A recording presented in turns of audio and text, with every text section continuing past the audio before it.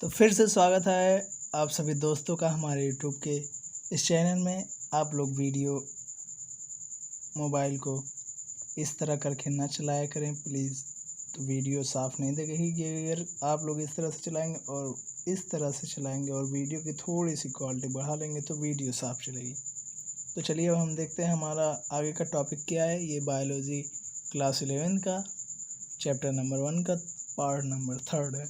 तो चलिए देखते हैं हमारा अगला टॉपिक क्या है। हमने 8वें तक कल पढ़ लिया था, गमन तक। अब चलिए देखते हैं हमारा 9वां क्या है। संवेदनशीलता, अनुकूलता एवं स्थैतिकता। सभी जीवों में पर्यावरण के प्रति उद्दीपन की प्रतिक्रिया अथवा संवेदनशीलता मिलती है। जो है ये पर्यावरण के प्रति क्या उद्दीपन की प्रक्रिया और संवेदनशीलता, मतलब ये सहने की क्षमता जो है वो सभी जीवों के अंदर होती है, पर्यावरण के अनुकूल मिलती है, जो भौतिक, जैविक तथा अथवा रासायनिक होती है। प्रोकैरियोटिक हो अथवा यूकैरियोटिक हो, सभी जीव पर्यावरण के प्रति संवेदना एवं प्रतिक्रिया का प्रदर्शन करते हैं। प्रोकैरियोटिक और यूकैरियोटिक के बारे में आगे हम चैप्टर में पूर्ण रूप से डिस्कस करेंगे। पौधे प्रकाश, जल, तापमान, प्रदूषकों, दीप्तिकाल आदि के प्रति प्रतिक्रिया दर्शाते हैं। सभी मौसमी प्रजनकों के जनन को दीप्तिकाल प्रभावित करता है। सभी मौसमी प्रजनकों के जनन को, जो मौसमी प्रजनक होते हैं मतलब कि जो मौसम के अनुसार प्रजनन करते हैं। मानव का प्रजनन जो है वो तो बिना मौसम के होता है, जैसे कुत्ते हो गए। चूहों में तो जीवन भर मध्य चक्र चलता रहता है, लेकिन तो जो कुत्ते हो गए इन लोगों का साल में 2 बार मध्य चक्र आता है। प्रदर्शन करते हैं। मध्य चक्र वही होता है साथियों जिसमें जैसे वो 2 बार निषेचन करके नए संतति का निर्माण करते हैं। केवल मानव जीवन है जो स्वचेतन है। जीव को परिभाषित करने के लिए चेतना भी एक लक्षण है। देख लीजिए गाइस, यहाँ पर दिया है जीवों को परिभाषित करने के लिए, मतलब जो सजीव हैं वो चेतना भी एक लक्षण है उसमें से। सभी घटनाएं उसमें अंतर्निहित प्रतिक्रियाओं के कारण होती हैं। ऊतकों के गुण घटक कोशिकाओं की परस्पर प्रतिक्रिया के कारण होती हैं, कोशिका के कारकों के कारण नहीं। जो ऊतकों में गुण घटक कोशिका की परस्पर प्रतिक्रिया के कारण होती है, ये जो होती है कोशिकाओं के परस्पर प्रतिक्रिया के कारण होती है, कोशिकाओं के कारकों के कारण नहीं होती है। ये जो ऊतकों के गुण घटक होते हैं। कोशिकीय अंगकों के लक्षण अंगकों में स्थित आणविक घटकों के कारण नहीं, अपितु अंगकों में स्थित आणविक घटकों की पारस्परिक क्रिया के कारण होते हैं। जीव स्वप्रतिकृति, विकासशील, स्वनियमकारी, पारस्परिक क्रियाशील तंत्र जो वायुद्दीपन के प्रति अनुक्रिया करते हैं। वायुद्दीपन के प्रति, जैसे वायु से कोई क्रिया हुई तो उसके अनुसार वो कार्य करेंगे। अब जनन, रिप्रोडक्शन। प्रत्येक जीवधारी में अपनी जाति को बनाए रखने एवं वृद्धि के लिए अपने ही समान रंग रूप आकार प्रकार के जीव पैदा करने की क्षमता होती है। ये सभी जीवों में होती है। जीव लैंगिक व अलैंगिक दोनों विधियों से जनन करते हैं। कवक लाखों की संख्या में बीजाणु स्पोर्स उत्पन्न करके स्वयं को फैलाते हैं तथा गुणन करते हैं। चपटे कृमि अपने शरीर के विखंडन भागों से पुनरुद्भवन करते हैं। अब देखिए जैसे यहाँ पर दिया हुआ है कुछ कवकों में, जैसे कि हमने देखा है कुछ कवकों में हमें मिल जाएगा लैंगिक जनन भी और कुछ में अलैंगिक जनन भी। और जो ये दिया हुआ है विखंडित से पुनरुद्भवन करते हैं, ये अलैंगिक जनन है। तो चलिए अब हम आगे देखते हैं।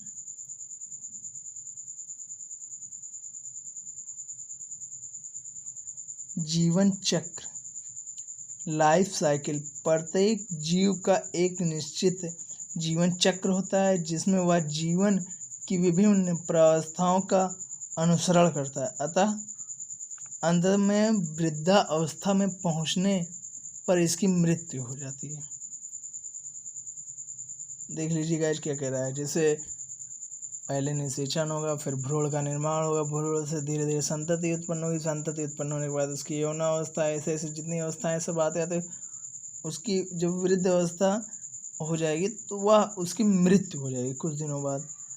अब जैसे हम लोग जीते हैं कुछ, अब तो 60 70 80, अब अधिकतर 60 70 है, उसके बाद 80 कोई गया, नहीं तो 60 70 तक सबकी मृत्यु हो ही जानी है। जैव विकास, कालांतर में अर्थात धीरे धीरे जीवों के शरीर में परिवर्तन होते रहते हैं और ये नई जातियों का विकास करते हैं। विभिन्नताओं के कारण ही सरल जातियों से जटिल जातियों का विकास हुआ है और यह क्रम अभी जारी है। अतः जैव विकास सजीवों में निरंतर होने वाली प्रक्रिया है। जो जैव विकास है वो सजीवों में निरंतर एकदम लगातार होने वाली प्रक्रिया है, किंतु निर्जीव वस्तुओं में ऐसा नहीं होता है। जो निर्जीव वस्तुएं हैं उनमें ऐसा कुछ भी नहीं होता है। तो चलिए अब हम देखते हैं आगे। जीव जगत में जीवों में विविधता की संकल्पना, concept of diversity in the living beings. जीव जगत में असंख्य प्रकार के जीवों की उपस्थिति को जैव विविधता कहते हैं। जैसे ये देखिए, ये मेन हो गया गाइस, जिसको आप लोग लिख लीजिएगा। जैसे जो आप लोगों को मेन लगे कि हाँ ये है परिभाषा टाइप का या कुछ और तगड़ा है, मतलब कि आपके हिसाब से भी लग जाएगा, हाँ ये तगड़ी पॉइंट है, उसको लिख लेना। अच्छी मतलब बहुत ज़्यादा चले कि हाँ ये पूछा जा सकता है टीचर्स के द्वारा, ये पॉइंट बन सकता है, उसको आप लोग अलग नोट कर लेना या फिर हाईलाइट कर लेना, कुछ भी कर लेना, लेकिन तो वो जिससे आपको पता चले कि हाँ ये चीज़ सही है। वैज्ञानिकों ने अब तक 17 से 18 लाख जीवों का पता लगाकर उनका नामांकन किया है। इनमें से लगभग 12 लाख जातियाँ जंतुओं की तथा 5 लाख जातियाँ पादपों की हैं। इनमें से कीटों की संख्या जंतुओं और पादपों को मिलाकर भी उनसे अधिक है। जो कीट हैं, अब सोच लो गाइस, कीटों की जो संख्या वो पादपों और जंतु दोनों को भी मिला लोगे तो भी कीट जाता है। अब बताओ, हम तो सोचते हैं कि मानव ही मानव चारों तरफ दिख रहा है और जंतु ही जंतु दिख रहा है, बट क्या है असलियत कि जो कीड़े मकोड़े हैं वो हमसे ज़्यादा हैं। कीटों की कुल संख्या लगभग 10,25,000 है। प्रत्येक वर्ष लगभग 15,000 नई जातियों की खोज होती है।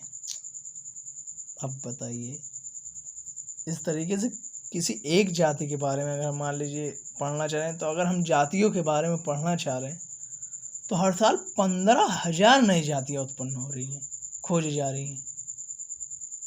तो अब हमको हर साल समझ लीजिए 15,000 नई जातियों के बारे में पढ़ना है।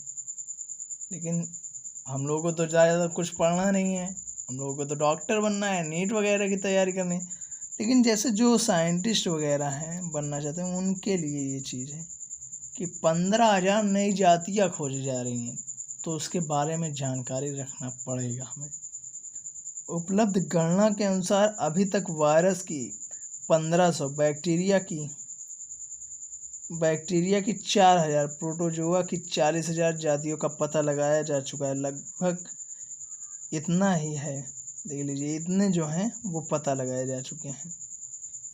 जीव विज्ञानियों के अनुसार कवकों की 72,000 तथा उच्च पादपों की 2,70,000 जातियों की खोज हो चुकी है। इनके अतिरिक्त इन समूहों की अनेक जातियों का वर्णन करना शेष है। अभी देख लीजिए क्या रहे, इनके अतिरिक्त इन समूहों की अनेक जातियों का वर्णन करना शेष है अभी इतने जीवों की खोज होने के बाद, इतने चीज़ों की खोज हो चुकी है, अभी भी शेष है। अब सोच लीजिए, 1500, 4000, 40,000, 72,000, 2,70,000 के बावजूद भी अभी शेष है। जंतुओं में नेमेटोड व अन्य कृमियों की 25,000, कीटों की 10,25,000, क्रस्टेशियंस की 43,000, मॉलस्क की 7,000, मछलियों की 26,959, एम्फीबियंस की 4,780, रेप्टाइल्स की 7,150, पक्षियों की 9,700। अभी हम लोग कितनी पक्षियों को देखते हैं? सिर्फ 10-20 देखी होगी, 40 देखी होगी ज़्यादा से ज़्यादा, और उससे भी ज़्यादा देखी होगी तो 100 देख ली होगी यार। लेकिन कितनी पक्षियाँ हैं पूरी दुनिया में खोजी जा चुकी? 9,700। तथा स्तनधारियों की 4,650 जातियों का पता लगाया जा चुका है। इसके अतिरिक्त 1,10,000 जातियाँ अन्य वर्गों की भी हैं। अब बताओ, इनके अतिरिक्त विशेष हैं, अब उनके बारे में जानकारी लो। इस प्रकार सभी ज्ञात पेड़ जीव जंतुओं की कुल संख्या 17,50,000 है। अब देखिए, जैसा कि देख लेते हैं हम क्या क्या पाया जाता है विश्व में उन जंतुओं में की कुछ ज्ञात जातियों की संख्या। तो इसको आप लोग देख लेंगे गाइस क्या होता है। इसका एक बार आप लोग स्क्रीनशॉट ले लेंगे, इन सभी चीज़ों का पूरा स्क्रीनशॉट ले लीजिएगा गाइस। आप लोग अच्छे से देख लीजिए, इसका स्क्रीनशॉट एक बार ले लीजिएगा आप लोग। तो ले लिया आप लोगों ने स्क्रीनशॉट। चलिए आगे बढ़ते हैं। अब हम देखते हैं आगे क्या है। भारत विश्व के 12 मेगा डाइवर्सिटी वाले क्षेत्रों में से एक है। जो भारत है विश्व में स्थान है 12 मेगा डाइवर्सिटी वाले क्षेत्रों में से एक है। भारत का भूतल क्षेत्रफल विश्व के भूतल का 2.4% है। ये पॉइंट आप लोग थोड़ा देख लेंगे गाइस। किंतु यहाँ विश्व की जैव विविधता का 8.1% है। ये भी नोट कर लेंगे गाइस इसको आप लोग। यहाँ सभी पादपों की संख्या ज्ञात संख्या 45,364, जिनमें से 17,500 जातियाँ एंजियोस्पर्म की तथा 64 टेरिडोफाइट्स की व 1100 जातियाँ जिम्नोस्पर्म की हैं। इसी प्रकार भारत में जंतु जातियों की संख्या 89,315 में से 68,389 जातियाँ कीटों की तथा 390 जातियाँ स्तनधारियों की हैं। मई के अनुमान के अनुसार अभी तक विश्व में केवल 22% जातियों का पता ही लगाया जा चुका है। अब सोचिए, इतनी जातियां हमने जान ली, उसके बाद भी क्या कहा जा रहा है? सिर्फ विश्व में जितनी जातियां हैं उसमें सिर्फ 22% हमें ज्ञात किया गया है। हमने जो ज्ञात किया है उसमें से सिर्फ 22%, 22%। अभी सोचिए कितना बाकी है, 78%। अब इतना खोजा तो इतना पढ़ना पड़ा, उतना जब खोल लिया जाएगा तो कितना पढ़ना पड़ेगा। जीव विज्ञानियों के अनुसार पृथ्वी पर सजीवों की कुल जातियां 50 लाख से लेकर 3 करोड़ तक हो सकती हैं। ऐसा विचार है कि इनमें से अधिकांश जीव उष्णकटिबंधीय वर्षा वनों तथा उष्णकटिबंधीय सागरों के जल में कोरल रीफ के बीच स्थित हैं। इन वनों व कोरल रीफ के नष्ट होने से इन जातियों की खोज से पहले ही विलुप्त होने की संभावना है। भारत में इन्हें केरल की साइलेंट वैली में कुंटीजा नदी पर प्रस्तावित बांध द्वारा डूबने से बचा लिया गया है। अब ये प्रश्न देखिए पूछ सकता है कि कौन से बाद के जरिए। टीचर का अगर इच्छा किया तो ये प्रश्न पूछ सकता है, कौन सी जातियां हैं, वो ये देखो, इनकी खोज से पहले विलुप्त होने की संभावना। और बचाया गया किस बांध के द्वारा? कुंटीजा नदी पर जो बांध बना था। विश्व में ज्ञात जैव विविधता के कुछ रोचक तथ्य। अभी तक ज्ञात जातियों में से 70% जंतु हैं। जंतुओं की कुल संख्या 70% कीट हैं, अर्थात प्रत्येक 10 जंतुओं में से 7 जातियां कीटों की हैं। कुल जैव विविधता का केवल 22% पादप है। विश्व में कवक जातियों की संख्या मछलियों, एम्फीबियंस, रेप्टाइल्स तथा स्तनधारियों के कुल जोड़ से भी अधिक है। चलिए हम देखते हैं जीवधारियों का वर्गीकरण। Biological classification. विश्व में मिलने वाले जीवों की संख्या ही नहीं, आकृति, आकार, भार, आमाप आदि सभी में इतनी अधिक विविधता मिलती है कि सामान्य रूप से उनकी पहचान याद रखना संभव नहीं है। अतः अध्ययन व सुविधा के लिए कुछ लक्षणों के आधार पर आधारित संवर्गों एवं समूहों में जीवों को वर्गीकृत करते हैं। इन संवर्गों को टैक्सा कहा जाता है। अब ये पॉइंट नोट कर लेना गाइस आप लोग, टैक्सा किसे कहा जाता है, ये दिया गया है, ये रहा टैक्सा किसे कहा जाता है। उदाहरण के लिए पौधे, जंतुओं, बैक्टीरिया आदि को अलग अलग संवर्गों या वर्गों या टैक्सा में रखा गया है। अब देखिए पूछ सकता है तीनों नाम में से कोई एक नाम बहुविकल्पी में दे सकता है। टैक्सा को और किस नाम से जाना जाता है या वर्गों को और किस नाम से जाना जाता है। जैव वर्गीकरण की आवश्यकता। विश्व में मिलने वाले जीवों की संख्या में ही नहीं, आकृति एवं आकार, भार, आमाप आदि में सभी में इतनी अधिक विविधता मिलती है कि सामान्य रूप से उनकी पहचान याद रखना संभव नहीं है। अतः अध्ययन व सुविधा के लिए कुछ लक्षणों पर आधारित समूह में उन्हें वर्गीकृत कर लेते हैं। अब पूछ सकता है प्रश्न, जैविक वर्गीकरण की आवश्यकता क्यों पड़ी या जैव वर्गीकरण की आवश्यकता क्यों है या जीवों के वर्गीकरण की आवश्यकता क्यों है, तो ये प्रश्न उठ सकता है। तो इसमें हम आंसर क्या लिखेंगे, यहाँ से यहाँ तक ये पूरा लिख देंगे। चलिए देखते हैं वर्गीकरण के लाभ।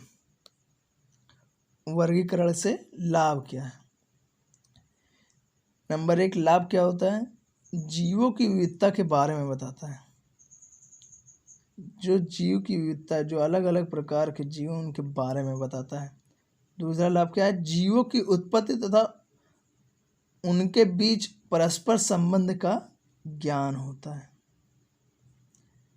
तीसरा क्या है, इसके द्वारा हम कम समय में अधिकाधिक जीवों के विषय में जानकारी प्राप्त कर सकते हैं।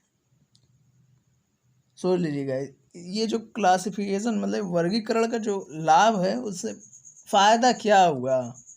फ़ायदा ये हुआ कि जीव थोड़ा सा हमने पढ़ा, मुनेरा जगत मान लीजिए हमने पढ़ लिया, तो उसमें जितने जीव आएंगे समझ लीजिए उनके हमने लक्षण पढ़ लिए, उनकी पहचान हमने पढ़ ली कि हाँ इसके अंदर ये लक्षण हो सकता है, और प्रोटिस्टा पढ़ा तो प्रोटिस्टा के अंदर ये लक्षण हो सकता है। ऐसे ऐसे होता है क्लासिफिकेशन। किसी भी समूह के एक प्रारूपित जीव का अध्ययन करके उस समूह के सभी जीव के विषय में मोटी जानकारी प्राप्त की जा सकती है। देखिए जैसा कि यहाँ पर स्पष्ट कर दिया गया है। चौथा क्या, प्रत्येक जीव की जीव जगत में स्थिति का पता चलता है। और पांचवा क्या है, जीवों के विकास क्रम एवं परमाण का भी पता चलता है। उनका विकास क्रम क्या, उनका परमाण मतलब कि जैसे हमारा आधार कार्ड वगैरह, वैसे इनका भी कुछ ना कुछ परमाण होगा, उसका भी पता चलता है। तो चलिए गाइस, अब हम आज की क्लासेज यहीं पर ख़त्म करते हैं, आगे की क्लासेज कर ले जाएंगे। Thanks for watching my video.